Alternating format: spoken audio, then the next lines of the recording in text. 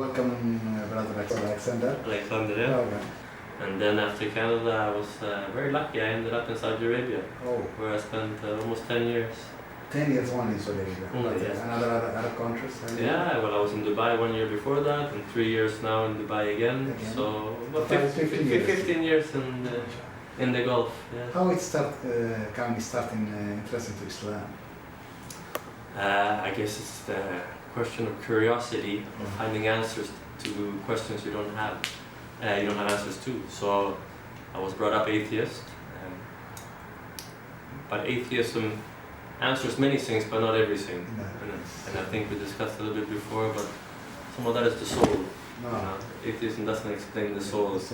And some people say we don't have one, but I feel I have one. So then the question became of I don't know, which was agnostic. This is the second stage. Yeah, second stage, which I say that there's none, but I can't say there is. I just don't know. So then I decided to read all the big books, the Torah, the Bible, the Quran, and the history behind them. And this was 20 odd years ago. 20 years ago. 25 years ago, yeah. It's a long time. It's a long time, yeah. I was young. Yeah. Still young. Yeah, I was younger. You're right.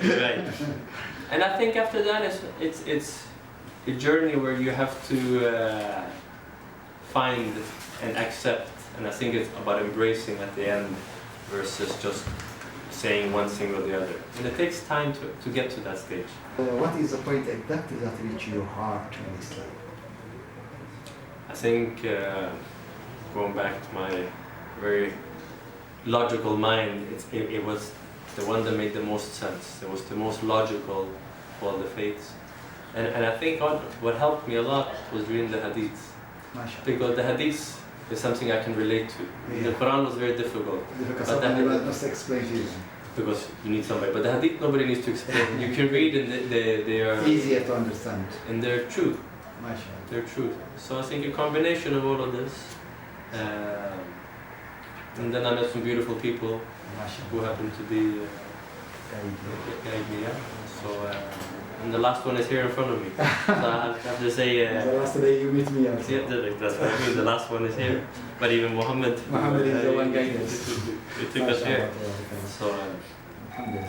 أشهد أن لا إله إلا الله وأشهد أن محمدا رسول الله. الله أكبر إخوان. So Alhamdulillah, you became a Muslim. How do you feel after you make Shahada? Well, more than just the Shahada, it was having you and the other people there who made it very nice. The Sheikh, like you, he has a beautiful smile and beautiful energy and a beautiful soul. And I think this is what makes it very beautiful. Our boss, your boss. We choose new name, Muslim names. Yes, Salahuddin. Salahuddin. Why Salahuddin? Well, they say he was wise and he was just. Yeah. More than anything. Yeah. I know downstairs I said he was strong, but I have read a lot of the Arab history. Yeah. He was not Arab, he was Kurdish. Yes. But they say he was extremely wise and just. Yes. Because even when he took over Jerusalem, he let the Jews stay, he let the Christians stay, and this is fair. Yeah. This is what Islam teaching us to be honest with everything. Okay, so you want to make any advice to someone who wants to learn about Islam?